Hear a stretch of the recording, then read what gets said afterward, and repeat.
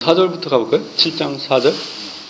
우리가 지난주에 방주와 그 의미, 방주 안에 들어간 그 존재들의 의미에 대해서 설명을 했죠. 오늘 좀 물에 대해서 얘기를 해보려고 그래요. 홍수. 노아의 홍수라는 게 결국은 노아에도 포인트가 있지만 사실은 포인트는 홍수 아니에요. 그죠? 홍수의 의미에 대해서 바울은 그렇게 자세하게 얘기하지 않았어요. 로마서 6장에 보면 우리가 그리스도와 함께 세례를 받아서 죽고 우리가 그리스도와 함께 부활함을 입어서 우리가 새로운 생명을 갖게 된다라고, 그리스도와 함께 세례받아서 죽고 그리스도와 함께 세례받아서 부활한다, 이런 개념으로서 갈라디아에서도 우리가 다 예수 그리스도 안에서 세례받은 자다 이렇게 얘기를 하죠. 근데 즉 그 물의 의미에 대해서는 제일 이걸 아주 흥미있게 기술하는 예수님의 제자는 베드로예요. 베드로 전서와 후서를 읽어보면 베드로가 이 물에 대해서 얼마나 관심이 많은지 알 수가 있어요.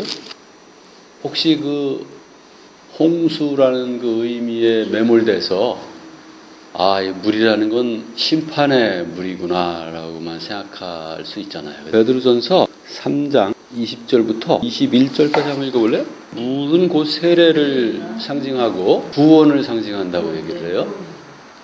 근데 그 구원이 그냥 구원이 아니라 예수 그리스도의 부활을 통한 하나님에 대한 선한 양심의 응답이라고 그걸 표현을 해요. 부활하신 그리스도급으로 우리가 세례를 받는다는 뜻이에요. 베드로는 여기서 분명하게 얘기하는 것이 물은 곧 구원이고 그 구원은 곧 예수 그리스도의 부활이다 이렇게 얘기를 해요. 그러면 물이 얼마나 베드로는 이걸 소중하게 생각했는지 알겠죠, 그죠? 그런 관점에서 물이라는 걸 봐야 될 것 같아요. 여러분들이 물을 제일 처음에 만나는 게 언제예요?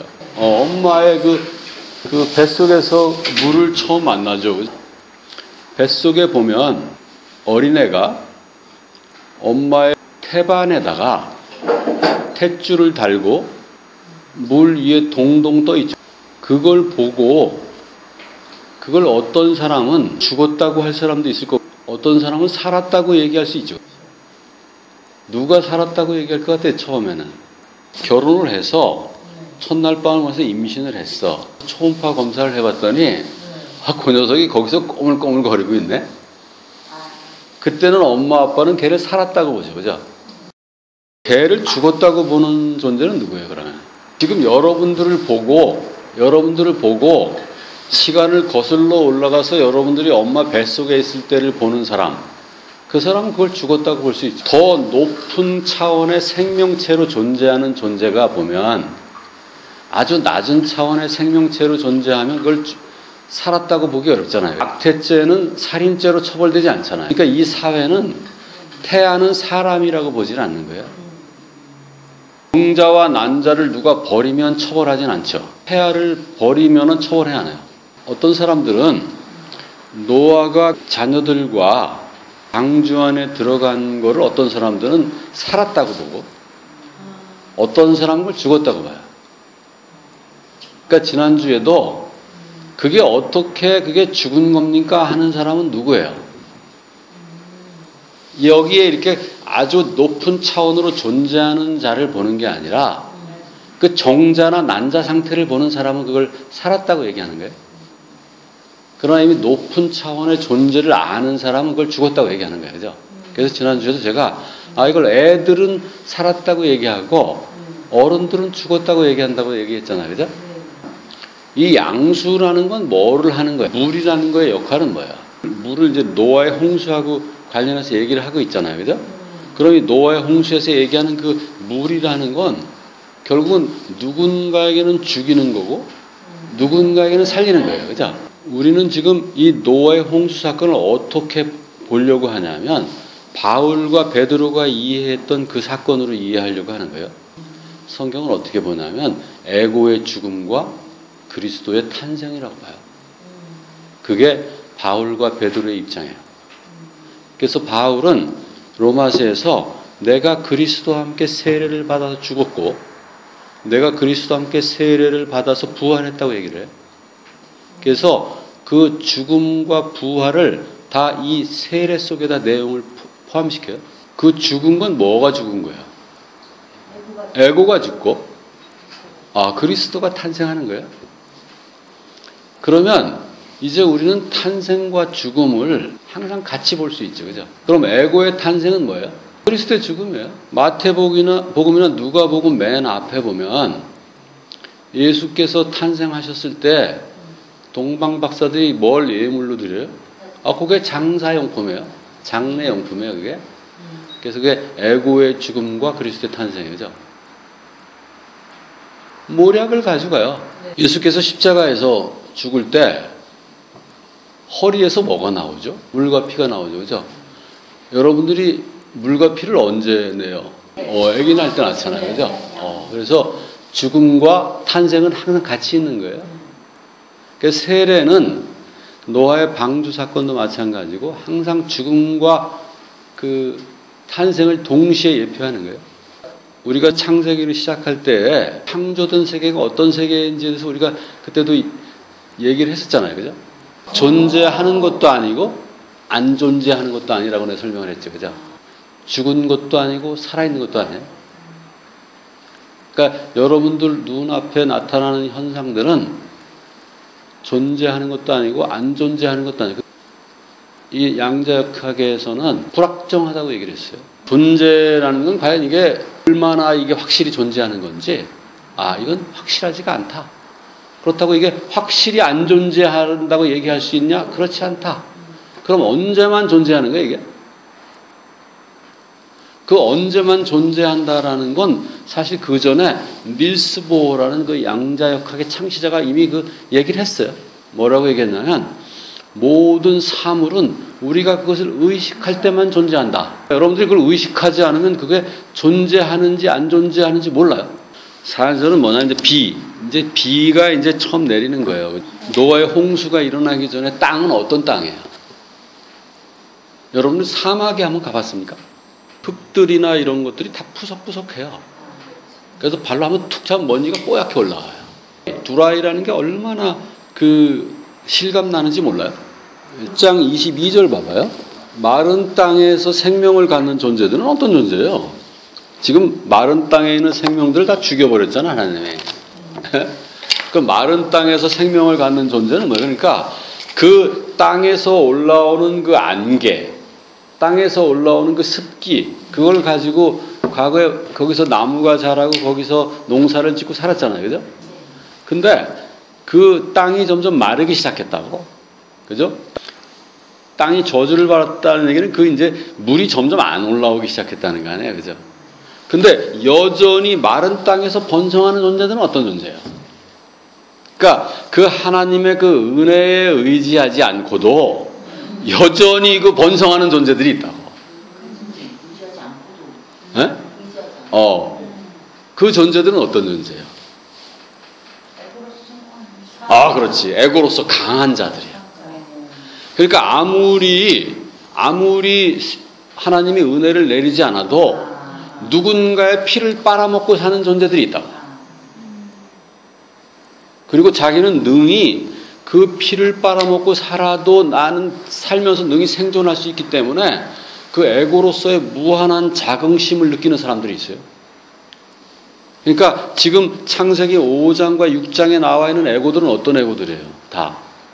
그 에고들이에요.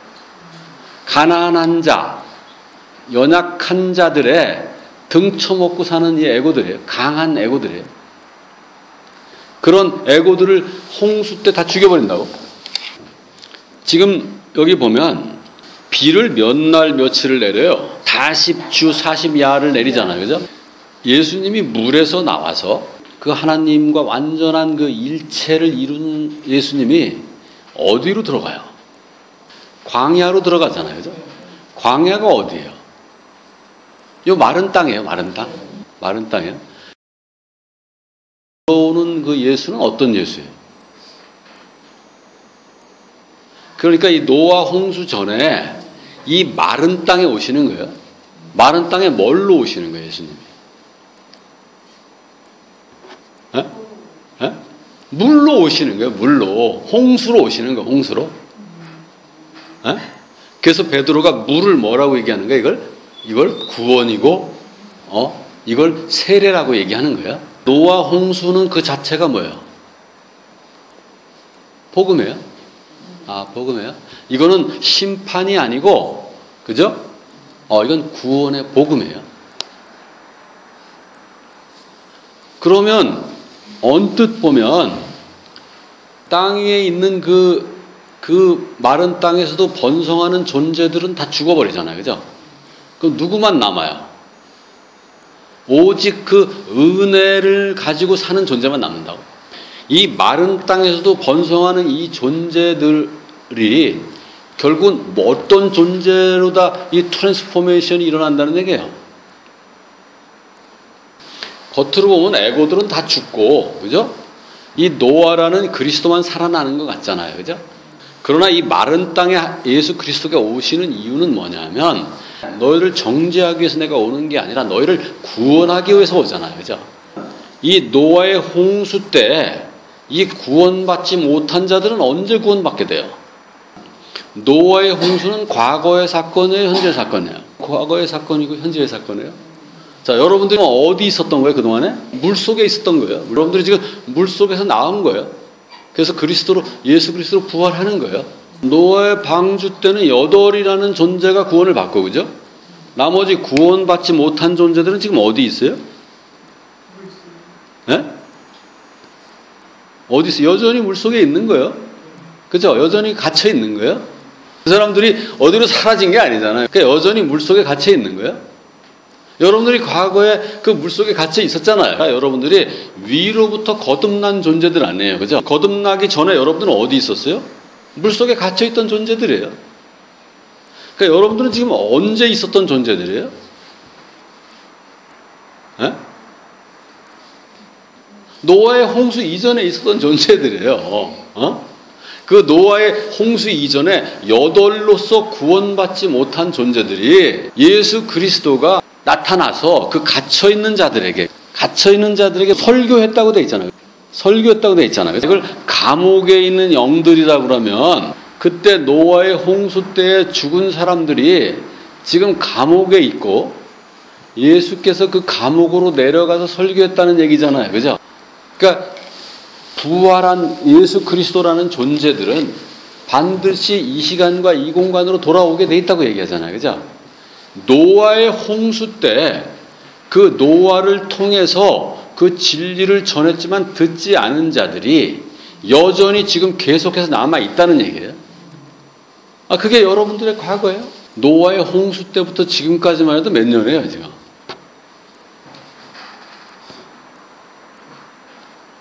몇 년 된 거예요? 응? 그럼 그동안에 여러분들은 어디 있었던 거예요? 감옥에 있었던 거예요? 뭘 기다리면서 있었던 거예요? 그 그리스도의 부활을 기다리면서 있었던 거예요. 그 아내와 아들, 짐승들 한 묶음으로 취급되는 것 같아요. 여기는 뭐 씨를 보존하기 위해서라고 돼 있잖아요. 좀 이해가 좀 됐으면 좋겠어요. 왜 이게 한 묶음으로 되는지. 그 애들은 그걸 도저히 이해를 못해요. 특히 사춘기에 애들이 들어가고 거기서 잘못 그 진리가 없으면 이 부모하고의 분리가 일어날 때 굉장히 파괴적으로 일어난다고. 남편이나 며느리, 이건 사실은 남의 집 자식 아니야, 원래. 사회도 그렇고, 그죠? 근데 이게 나하고 한 묶음으로 들어가는 게 이게 이해가 됩니까? 머리로 이해되는 게 아니라, 그게 정말 납득이 되냐고. 그게 왜 한 묶음인지. 여러분들 때로는 남편도 왼수 같고, 왼수 같잖아. 근데 그게 한 묶음이라는 거가 완전히 납득이 되면 그렇지나 그런 현상은 없어지지. 근데 왜 성경은 이걸 다 한 묶음으로 보고 있는 것 같아요?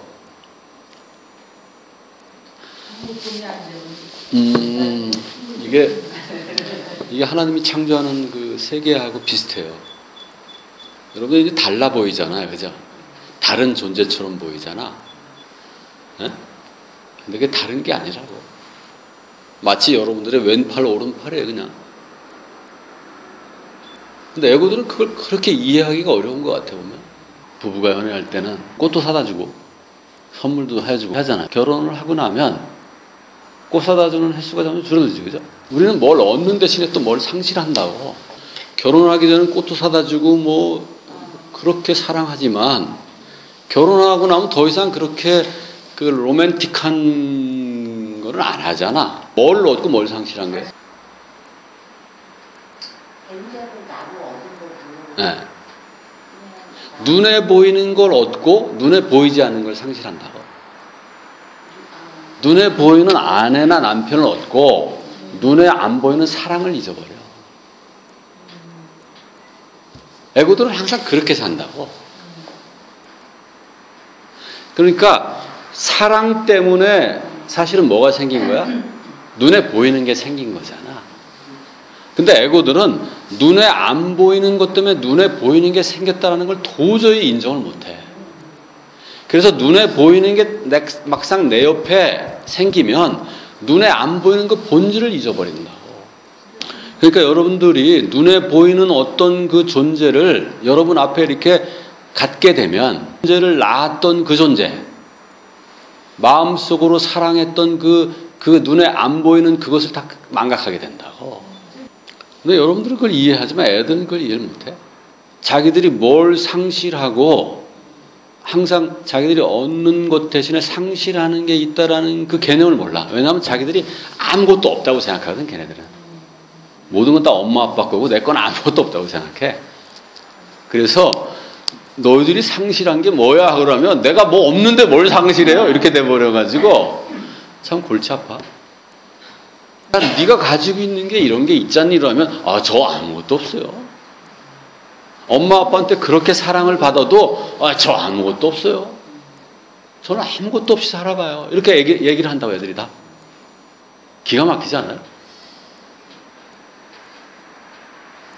정말로 엄마 아빠의 사랑에 감사하고 그 사랑으로 인해서 자기들이 뭘 가지고 있다는 생각을 하는 애들이 100명 중에 몇 명 될 것 같아요. 그냥 습관처럼 이것은 그냥 원래 거기 있는 거야 라고 생각하지 절대로 그에 대해서 감사하거나 그러지 않아요. 그러니까 눈에 보이는 그것을 만든 존재들은 여러분 자신이에요. 그죠? 그러니까 여러분 자신이 만든 그 눈에 보이는 존재, 그죠? 그 존재는 여러분인 거예요, 그냥. 여러분들이 결국 여러분을 만들 수밖에 없는 거예요. 그러니까 여러분들이 애를 낳건, 여러분 주위에 어떤 친구가 있건, 여러분 형제가 누가 있건, 그건 다 여러분들이 만든 거예요. 그것이 때로는 나를 아프게 할 수도 있고, 때로는 나를 절망에 빠지게도 할 수 있지만, 그건 다 내가 만든 거라는 거예요. 근데 애들은 이걸 받아들이기가 너무 어려워. 근데 여러분들은 좀 받아들일 수 있을 거야, 아마. 이제부터 내가 만든 건 전부 내 거라는 그런 생각을 가지고 있잖아요. 근데 그 중에는 설마 안 좋은 것도 내 거라는 그 생각을 하기는 싫거든. 나쁜 것도 내가 만든 것이라는 걸 인정하지 못하면 절대 좋은 것도 만들 수 없다고. 그러니까 나쁜 건 내 거가 아니에요 라고 얘기하는 애들은 나는 좋은 것도 만들 수 없어요 라고 얘기하는 거랑 똑같아요. 자, 10절부터 12절까지 읽을까요? 500세의 아들을 낳고 100년 동안 이 방주를 준비하고 이제 600세 되던 해 4월이나 한 5월 이때 이제 그 홍수가 시작되죠. 큰 기품의 샘이 터지고 하늘의 창문이 열렸다 이렇게 돼 있잖아요. 이 깊은 샘물이 터지고 하늘의 창문이 열렸다는 거는 사실은 이게 어디로 이게 돌아가는 거냐 하면 우리가 창세기 이전으로 돌아가는 거예요. 창세기 1장 2절의 상황으로 돌아가는 거예요. 창세기 1장 2절은 뭐예요? 흑암이 기품 위에 있잖아요. 그죠? 기품. 여기서 기품이에요. 그죠? 근데 그 나중에 창세기 1장을 지나면서 창세기 1장에서 이 흑암의 깊은 물덩어리가 궁창 위의 물과 궁창 아래 물로 분리되잖아요. 그죠? 그러면서 나중에 궁창 아래 물에서 땅이 바다로부터 나오죠. 그죠? 다시 이 노아의 홍수는 어디로 돌아가는 거냐면 창세기 1장 2절로 돌아가는 거예요. 그래서 제가 전에도 얘기했지만 창세기 1장 2절뿐만 아니라 이 노아의 홍수도 역시 이 세상의 창조에 관한 메타포를 얘기한다고 그랬어요. 그래서 이 창조는 그냥 창세기 1장에서만 되는 게 아니라 끊임없이 이 창조가 이루어지는 거예요. 좀 관점만 다르고 포인트, 중점적으로 다루는 것이 다른 거지 이 창조는 항상 변함없이 일어난다고요. 그래서 40일 동안 비가 내리죠. 여기는 뭐만 들어가는 거야? 노하고 방주에 들어가는 거. 땅 위에 있는 짐승들만 들어가죠. 그죠? 이 땅과 이 사람이 여기에는 왜 그 일체 도매금으로 이렇게 같이 이렇게 될까요? 우리가 아까 사람은 얘기를 했잖아요. 그죠? 사람은 우리가 별개로 보이는 그런 존재. 여기도 지금 별개 여러분이 앉아 있지만 사실은 여러분들은 다 같은 존재예요. 근데 여기 짐승은 어떻게 이해할 수 있어요? 왜 짐승도 도매금으로 이렇게 홍수를 만나서 다 죽고 또 일부는 또 그 방주에 들어가 살아나잖아요. 그죠? 왜 이렇게 어떤 그 땅과 이렇게 일체돼서 이렇게 움직이죠? 짐승들도 여러분들이 만든 거예요. 그래서 제가 창세기 1장 할 때 이 상세를 한 존재가 누구냐? 이게 에고화된 하나님이라고 얘기를 했잖아요. 그죠? 그러니까 여러분들이 그 지나가는 짐승을 보고 그걸 내가 만들었다라는 생각을 하기 좀 어렵죠. 그죠? 바다에 가면 그 알록달록한 그 물고기들도 있고 산에 가면 생전 처음 보는 그 아름다운 새들도 있고 그죠? 이런 것들이 있는데 그것하고 여러분들의 관계에 대해서 한번 생각해 본 적 있습니까? 여러분들 가족이나 이제 사람이 나하고 한 존재라는 건 이제 하도 들어서 귀에 못이 박히도록 들어서 이제 알겠잖아요. 그죠? 그 왼수 같은 남편도 그 왼수 같은 그 시부모도 다 내 한 존재라는 걸 이제 알겠잖아. 그죠? 근데 짐승도 내 한 존재라는 거가 납득이 됩니까? 인도에 가면 자이나교라고 있죠. 걔네들은 이제 생명 존중 사상인데 걔네들은 그 수도승들이 발가벗고 다닌다고. 그 자이나교들은 이제 머리를 뽑아요. 고행을 해. 얼마 전에 그 김기덕 감독이 만든 그 메비우스의 띠라는 것도 있었잖아요. 성불구가 되면 어디서 그걸 쾌감을 느끼냐면 피부가 느껴요. 그래. 그래서 기왓장으로다 피부를 긁으면서 그 쾌감을 느낀다고. 인간이 갖고 있는 욕망이라는 게 얼마나 본질적인 내용인가를 알겠죠. 그죠? 결국 욕망은 충족되지 않으면 그 사람을 가만두지 않는다. 욕망이 충족될 때, 그리고 욕망을 충족시키지 않는 걸 애들한테 어릴 때부터 그걸 습관을 들이잖아. 그럼 애들이 인생을 제대로 못 살아가. 엄한 아빠, 엄한 엄마 밑에서 크잖아. 애들이 욕망을 거세당하면서 크면 나중에 또라이가 된다.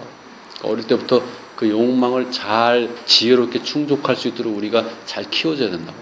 빨가벗어도 그 사람들이 꼭 가지고 다니는 게 있어. 빗자루를 가지고 다녀. 빗자루인데 그게 아주 정교한 빗자루야.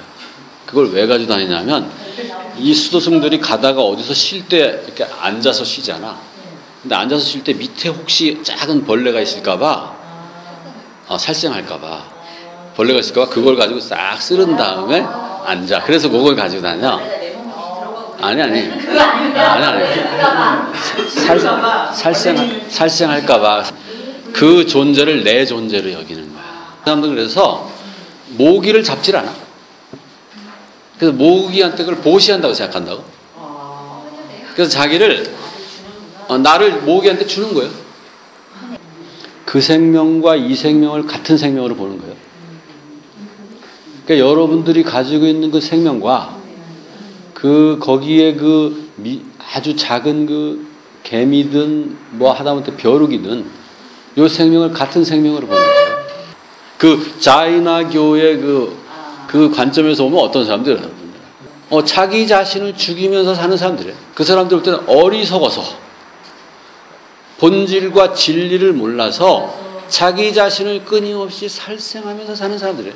그럼 여러분들 이 빗자루를 들고 다니면서 이렇게 살 겁니까? 그럼 여러분들은 어떻게 살겠다고 하는 거예요? 지금 아니요라고 하는 분은 어떤 지금 얘기를 한 거예요, 나한테? 나는 나를 끊임없이 죽이면서 살겠습니다라고 얘기한 거네. 그죠? 그죠? 그쵸? 근데 그게 무슨 의미인지를 알고 얘기한 거예요? 그러니까 우리는 뭘 전제로 해, 그 대신? 우리의 생명은 그리스도가 죽은 다음에 주어지는 생명이라는 걸 전제로 하는 거예요. 그러니까 우리는 끊임없이 생명으로 존재하잖아, 우리가. 그건 끊임없는 그리스도의 희생을 전제로 하는 거예요. 그러니까 여러분들의 삶 자체가 그리스도의 죽음을 전제로 하는 거예요.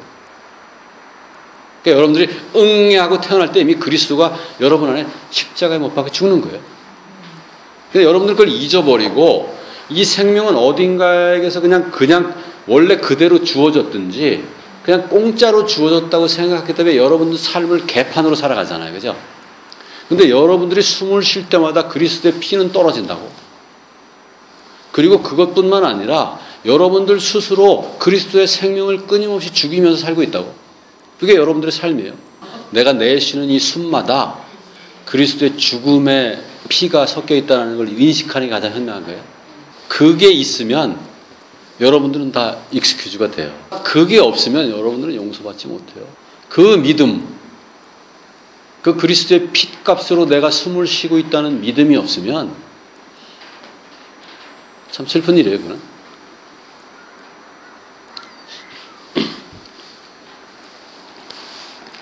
그래서 여기에 모든 짐승들이 인간과 함께 도매금으로 취급되는 거예요. 여러분들이 살아있는 것이 여러분들의 하나님의 죽음을 전제로 여러분들이 살아있는 거 아니에요. 그죠? 그러니까 여러분들이 하는 행동 하나가 하나님의 핏값이라고. 그러니까 여러분들이 지금 숨 쉴 때도 하나님의 핏값으로 지금 지불하고 있는 거예요. 여러분들이 지금 숨을 쉬면서 도둑질을 하건 살인을 하건 거기에 들어가는 모든 에너지의 가격은 하나님이 당신의 핏값으로 지불하고 있다고. 그럼 여러분들이 그걸 어떻게 할지는 생각을 해봐야 돼. 거기다 하나님이 더 핏값을 더하게 할 건지 그건 여러분들이 결정하면 돼요. 하나님 나한테 준 그 핏값 모자라요. 내가 얘도 죽일 테니까 얘 핏값도 하나님이 내요. 이거하고 똑같은 거예요. 근데 우리는 그렇게 살아요. 실질적으로. 우리가 그렇게 살아간다고. 끊임없이 누군가를 미워하고 끊임없이 그리스도의 그 진리를 부인하고 살아가는 게 그 그리스도 하나님의 그 핏값을 탕진하고 있는 거예요. 형자가 아버지의 재산을 가져가서 창기와 더불어 탕진하는 거하고 똑같은 거예요. 그게. 그러니까 여러분들이 탕진할 수 있어요. 여러분들에게 탕진할 수 있는 기회가 있다고. 그러나 여러분들이 그 진리를 알고 나서도 계속 탕진할 건지 여러분들의 행동을 보면 우리는 그걸 판단할 수 있는 거예요. 이 사람이 아직 진리를 모르기 때문에 이렇게 탕진하고 있구나라고 알 수 있는 거예요. 땅이 물에 완전히 잠겨버리죠. 그죠? 땅이 물에 잠기자 어떤 현상이 발생하냐면 모든 인간들과 모든 생명의 기식 있는 것들이 다 죽었더라라고. 여기 브레스라는 걸 보면 이제 두 개인데 네쉐마하고 루아흐예요. 루아흐. 우리가 여러분들 루아흐를 성령으로 알고 있잖아요. 그죠? 성령뿐만 아니라 그 네쉐마. 그죠? 모든 이 카이, 그러니까 모든 생물체는 뭘 가지고 있다는 거예요? 하나님의 네쉐마와 하나님의 성령을 가지고 있다는 거예요. 그죠? 그 생명이 그 생명이라는 걸 알겠죠. 그죠? 그러니까 성경도 모든 생물체는 그 하나님의 네쉐마와 하나님의 루아흐를 가지고 있다는 거예요. 심판으로서의 그 전반기는 이제 완성이 됐죠. 그죠? 심판으로서. 그 에고에 대한 심판으로서의 그 홍수의 그 절반의 의미는 이 7장까지 해서 완성이 되죠. 그죠? 그럼 나머지 8장부터의 그 홍수 사건은 뭔 것 같아요? 홍수 사건은. 그러니까 에고의 죽음 다음에 뭐가 있는 거예요? 응? 그리스도의 부활이 있는 거예요.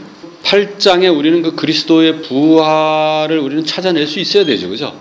150일이 지나고 나머지 이제 150일 동안에 이제 벌어지는 일인데 그 비가 그치고 방주가 아라랏산에서 머물다가 물이 줄어들면서 방주의 문을 열게 되고 까마귀와 비둘기를 날려보내고 방주의 문을 열고 나와서 노아가 하나님께 번제를 드리고 하나님이 이제 다시는 이 땅을 저주하지 않겠다. 그죠? 그 약속을 하죠. 이렇게 8장이 이제 내용이 돼 있어요. 8장에서 과연 그 그리스도의 부활의 그 실마리를 어디서 찾을 수 있을 것 같아요? 요한복음에 보면 그 니고데모에게 예수님이 뭐라 하죠?